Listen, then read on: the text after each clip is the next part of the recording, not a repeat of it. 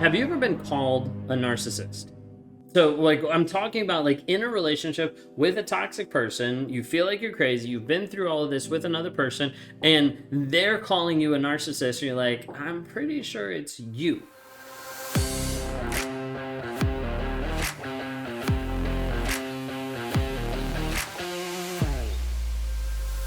If you guys are new here, my name is Ben Taylor. I'm a self-aware narcissist on this channel to provide awareness, growth, healing, and change about narcissistic abuse. I'm the founder of Raw Motivations, the creator of the NARC app, and your guide in the 45-day Clarity Challenge at claritychallenge.net. If you like what you see here, please subscribe and help join a community of people to heal, grow, and change. Today, I want to talk to you about why a narcissist would call you a narcissist, and then also some aspects of how to deal with that. Now, I want to try to give you some of the tools to deal with someone who's calling you that, but you're like looking at it and you're like, wait a second, this person is actually the toxic one. This person's the narcissist. What do I need to do in this situation? And why is this happening? Okay. Well, one of the reasons starting off that we typically caution people to not call out their narcissist by telling them they're a narcissist is because oftentimes they will use it back on you. And typically when someone's like, I think my partner is a narcissist, and they go to him and be like, hey, you know what? You're screwed up because you're a narcissist. The narcissist looks back at them and is like, you know what? You're a narcissist. And it just goes back and forth. Oftentimes, this is where you'll have a toxic person start to build up an awareness of what's actually going on when we talk about narcissism, and will use sometimes the information to start to manipulate better or to start throwing it back in your face. This is the hard part about being on social media and the platforms is sometimes people can use my videos for good, for healing, for understanding. And sometimes a narcissist might use it to try to be like, wait a second, if I modify this and this, I can appear better. I can fit into a mold better. I can appear more normal, or I can put this in my mask. A lot of times we don't want to tell a narcissist that they're a narcissist because of how it'll get reflected back on you. A lot of times they'll start calling you different things. They'll start calling you abusive. Like, I can't believe you're actually treating me this way. Like, your boundaries, those boundaries are controlling. Like, you're the one that's actually manipulating me. And they'll turn a lot of it back on you. And it start to make you confused of like, wait a second, am I actually doing that? It seemed like I might have been in this scenario, and you start to doubt yourself. Oftentimes, this aspect is like, let me flip it around on you so that I don't have to acknowledge what's going on, and so that you are more distracted than you are about the actual problem or the actual situation. Now, sometimes we have narcissists that find a small glimpse of truth, a small glimpse of like, you know what, I think I might be a narcissist. And then you come back to it a day later and they're like, what are you talking about? Yeah, no, I'm not a narcissist. Get over it. You have aspects of that where you'll have narcissists that'll have like a small like glimpse of like, maybe this is it, and maybe this is an idea that I might actually identify with. And then the problem is typically shortly after that, you'll have that realization fade away, or be like, yeah, no, that wasn't me. I'm just going to continue doing what I'm going to do. There's nothing wrong with me, et cetera, et cetera. Because typically once you start diving into that hole of narcissism of like, am I actually a narcissist? Getting to the place of saying, what do I need to do to work on it? How do I actually need to go to therapy and try to do things that help fix the behaviors? That's really overwhelming. And so a lot of times narcissists will be like, don't really care. Sometimes the aspect too is you don't want to say it to a narcissist because they'll learn about narcissism, become better manipulators, and they still won't care. Sometimes people think if you make a narcissist know that they're a narcissist, then they'll know how awful they are, and then they'll start changing. Oftentimes that's not the case. Oftentimes just being self-aware is not enough to make another person start to change, heal, grow, and develop. Well, when we're talking about narcissism, why do they call you one? Well, typically it's the aspect of projection. I need to take what I'm feeling, what I'm experiencing, and I need to project it onto you.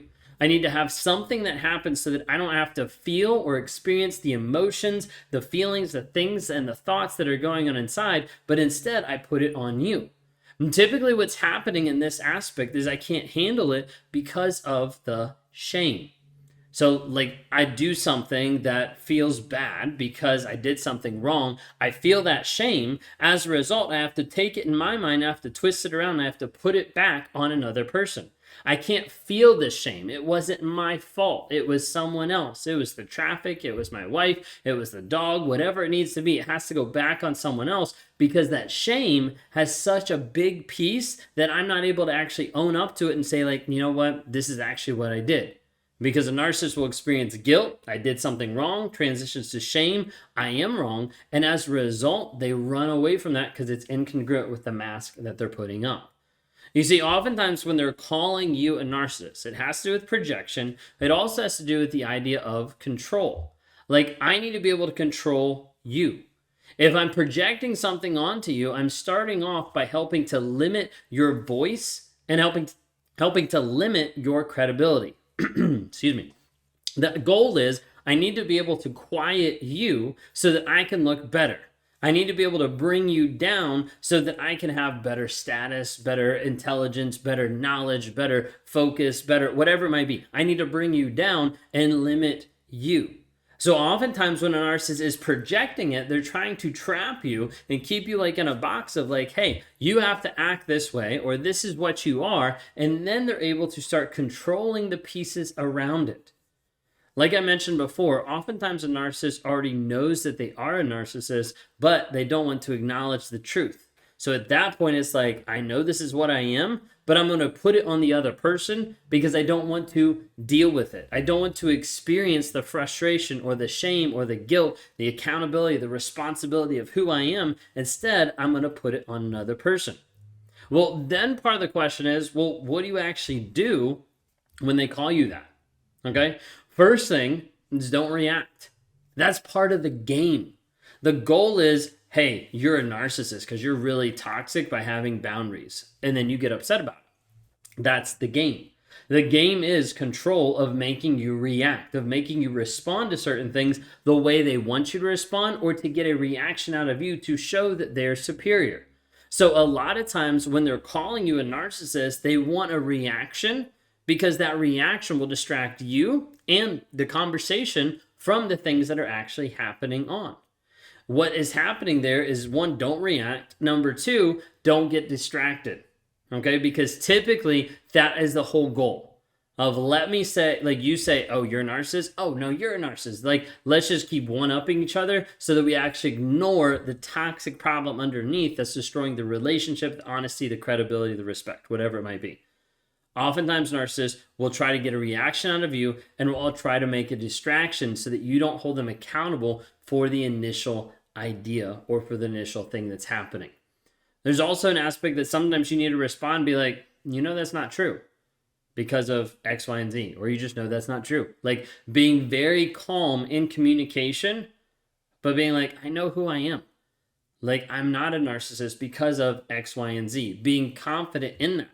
Sometimes that means you need to go to the books and be like, okay, what is a narcissist? Let me double check. Okay, there's these toxic traits I have. Let me work on those. Let me get into therapy. Let me get into coaching to help me heal, grow, and change and develop in those areas. But when it comes down to it, knowing who you are, that's a huge piece of like, okay, you can call me that all you want, but I am not that. Okay? Know that if a narcissist is weaponizing narcissism against you, there's a big aspect that they're more dangerous because they know. A huge part that people don't realize is when a narcissist is coming at you and putting it back on you, saying, hey, you're a narcissist, a lot of it is that projection piece, which also stems from the fact that they know what's actually happening. The difference is they don't want to deal with it, so they're going to keep putting it on you. The hard thing with that is that means they understand the ins and outs of it and they can tweak little pieces. You know what you said right there? Yeah, that was controlling. You know, when you did this, that was abusive. And they'll start to twist little things. Okay? So you need to understand that. If it is something you're like, but I need to bring up narcissism, like I have to be able to bring it up to see if they can grow, to see if they can change, whatever it might be. Okay? Then understand this loud and clear. Don't talk to them about narcissism. Talk to them about the behaviors and the actions that you see stemming from that. Like, hey, I'm not going to talk to you about being, manipulative in this area. I'm going to talk to you like, hey, I just need you to be honest. Like, if we can't stop lying, we're not going to be able to get anywhere in our relationship. We're not going to be able to grow anywhere in our relationship because of this. You need to stop cheating. If you can't stop cheating, this isn't going to go any farther. So, like, attacking the small things that have big implications in the realm of narcissism. If you can't be able to get through on some of the small things, of some of the things that are like, hey, this is a piece or a fraction of toxicity, of narcissism, of abuse, whatever it might be, if we can't get this one piece started to work on, it's really almost impossible to start working on the thing as a whole. So I'd be really careful about that.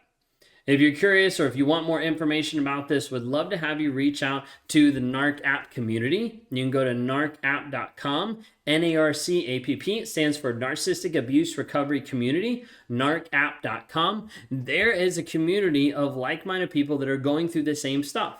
Sometimes you can go in there and you can put in an advice thread of like, hey, I'm thinking about doing this. What would be your suggestion? You can have people be like, hey, that works out great. That's a great way to develop a boundary. Hey, don't say that because it might come across this way. Or like, I tried that. It turned out awful. So just be careful. Sometimes you can get that community piece that understands what you're going through.